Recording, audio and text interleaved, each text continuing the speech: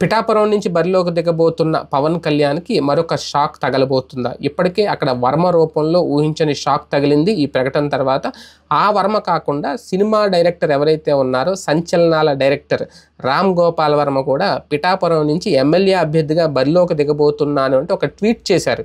అంటే ఇప్పటికే ఒక వర్మతో ఏగలేక చేస్తుంటే ఇప్పుడు ఇంకో ఈ వర్మ కూడా రెడీ అయ్యారు. మరి అది వాస్తవం కాదో తెలియదు కానీ ఆయన ఇచ్చిన సర్ప్రైజ్ ట్వీట్ ఏదైతే ఉందో ఇప్పుడు అది సంచలనంగా మారింది.